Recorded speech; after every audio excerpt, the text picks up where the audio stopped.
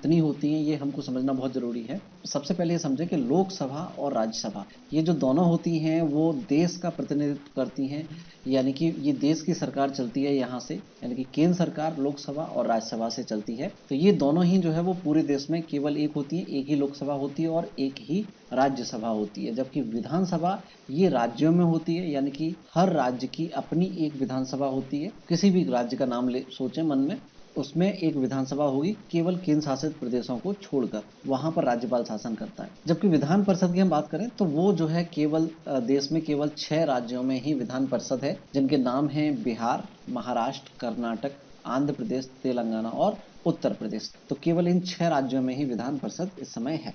अब देखिए इनके मेंबर्स क्या कहलाते हैं। लोकसभा का जो है लोकसभा सदस्य का चुनाव आम जनता द्वारा होता है। इसके जो सदस्य होते हैं वो एक संसदीय क्षेत्र से चुनकर आते हैं, तो इसलिए इनको लोकसभा सांसद कहते हैं या इनको एमपी भी कहा जाता है, यानी कि मेंबर ऑफ पार्लियामेंट। जबकि राज्यसभा के जो सदस्य होते हैं इनका अप्रत्यक्ष चुनाव होता है, ये प्रत्यक्ष जनता द्वारा चुनकर नहीं आते हैं, इनको राज्यसभा सांसद कहते हैं। साथ ही इनको भी एमपी कहा जाता है, इनकी मेंबर ऑफ पार्लियामेंट, यानी कि पार्लियामेंट में लोकसभा और राज्यसभा दोनों ही शामिल हो जाते हैं। तो कोई लोकसभा का सांसद है या राज्यसभा का सांसद है तो उसके लिए नाम के आगे स्पष्ट लगाना पड़ता है कि भाई ये लोकसभा एमपी है या राज्यसभा एमपी है। जबकि विधानसभा जो कि राज्य में होती है तो इसके सदस्यों को विधायक कहते हैं।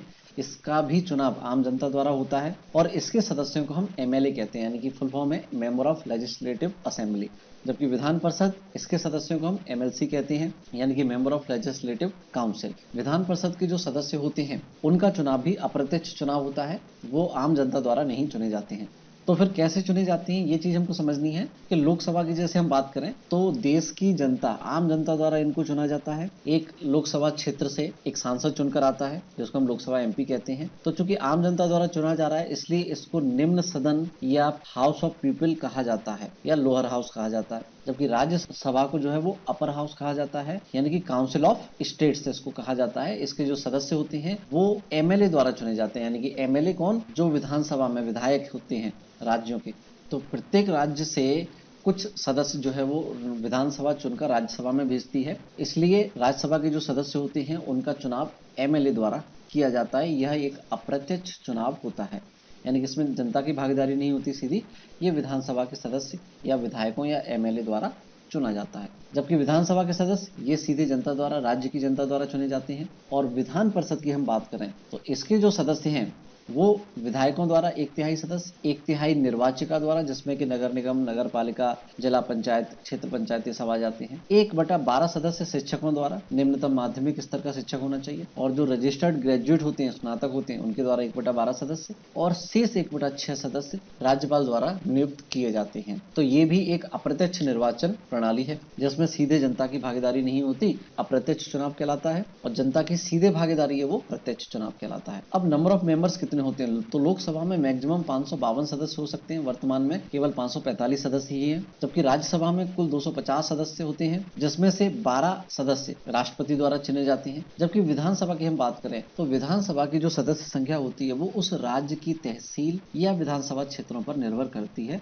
कि कितने वहां पर विधानसभा क्षेत्र हैं, तो उतने ही वहां से विधायक या एमएलए चुनकर आएंगे। जबकि विधान परिषद की बात करें, केवल 6 राज्यों में विधान परिषद है। तो जैसे यूपी की बात करें तो वहां अधिकतम 100 सीटें हैं। इस प्रकार से जो संख्या सामने लिखी गई है तो अधिकतम संख्या ये होती है। इसके लिए एक नियम ये है कि किसी भी राज्य की विधान परिषद में जो अधिकतम सदस्य संख्या होगी वो विधानसभा के सदस्यों का 1/3 होगी या न्यूनतम 40 होगी, 40 से कम नहीं हो सकती, या 1/3 होगी या 40 से अधिक होगी विधान परिषद की सदस्य संख्या। फॉर एग्जाम्पल हम देखें कि अगर विधानसभा में 120 सीटें हैं तो इसका 1/3 अगर आप ज्ञात करेंगे तो 40 प्राप्त होगा, यानी कि 1/3 होगा या न्यूनतम 40 होगा, इससे ज्यादा होगा। अब इनका कार्यकाल कितना होता है, तो लोकसभा के जो सदस्य होते हैं उनका कार्यकाल 5 वर्ष होता है। और लोकसभा जो होता है वो एक अस्थायी सदन होता है, यानी कि 5 साल तक फिक्स कार्यकाल नहीं है। अगर राष्ट्रपति चाहे तो प्रधानमंत्री की सलाह पर इसको भंग भी कर सकता है 5 साल से पहले। जबकि राज्यसभा के जो सदस्यों का कार्यकाल होता है वो 6 वर्ष होता है और राज्यसभा एक स्थायी सदन है, यानी कि ये कभी भी बीच में भंग नहीं होगा। बस इसमें क्या होता है कि हर 2 साल बाद 1/3 सदस्य इसके रिटायर हो जाते हैं हैं और नए 1/3 सदस्य चुने जाते हैं। तो हर 2-2 साल में इसमें अप्रत्यक्ष चुनाव होता है, जिसमें नए 1/3 सदस्य आते जाते हैं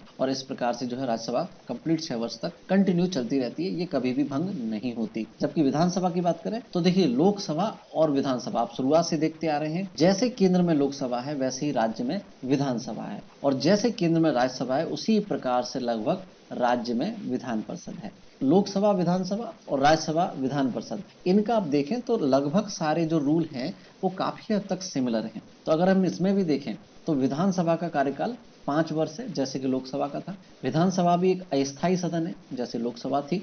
तो विधानसभा को भी बीच में भंग किया जा सकता है। राज्यपाल चाहे तो वो राष्ट्रपति को सलाह दे सकता है कि भैया विधानसभा में या इस राज्य में जो है स्थितियां कुछ विषम परिस्थितियां हैं, तो उसको भंग किया जाए। जबकि विधान परिषद भी राज्यसभा की तरह एक स्थायी सदन है, ये कभी भी भंग नहीं हो सकता। इसके सदस्यों का कार्यकाल भी 6 वर्ष होता है। मिनिमम एज की बात करें, न्यूनतम आयु की इसके सदस्य बनने के लिए, तो लोकसभा का सदस्य बनना है अगर आपको, तो 25 वर्ष आपकी मिनिमम आयु होनी चाहिए या इससे अधिक होना चाहिए। इसके साथ ही वो व्यक्ति भारत का नागरिक होना चाहिए, वो व्यक्ति किसी और लाभ के पद पर ना हो। तो ऐसी कई सारी जो है योग्यताएं हैं, मुख्य योग्यता ये है। और राज्यसभा की अगर हम बात करें तो उसके लिए न्यूनतम आयु 30 वर्ष है। और जैसे कि मैंने कहा था, विधानसभा लोकसभा के सिमिलर है, तो विधानसभा के सदस्य बनने की न्यूनतम आयु भी 25 वर्ष है लोकसभा की तरह। जबकि राज्यसभा की तरह विधान परिषद के सदस्य बनने की न्यूनतम आयु भी 30 वर्ष है। तो जितने दोनों जो स्थायी सदन है, राज्यसभा और विधान परिषद, तो स्थायी सदन का अगर आपको सदस्य बनना है तो आपकी आयु 30 होनी चाहिए। अस्थायी का बनना है तो 25 से काम चल जाएगा। और अगर लीडर ऑफ द हाउस की बात करें, ध्यान रखिएगा हम लीडर की बात कर रहे हैं, यहाँ पर स्पीकर की बात नहीं कर रहे हैं। तो लोकसभा का जो लीडर ऑफ द हाउस होता है वो प्रधानमंत्री होते हैं, यानी कि जो सत्ता दल होती है उसके कुछ सांसद मिलकर मंत्रिमंडल बनाएंगे और उन मंत्रिमंडल का एक मुखिया चुना जाता है, जिसको हम कह देते हैं प्रधानमंत्री। जबकि राज्यसभा का जो लीडर ऑफ द हाउस है वो उसके सदस्यों द्वारा चुना जाता है। और विधानसभा की अगर हम बात करें तो उसका जो लीडर ऑफ द हाउस है, सदन का मुखिया है, वो मुख्यमंत्री होता है। ये भी कुछ उसी प्रकार से लोकसभा की तरह सत्ता दल के विधायक मिलकर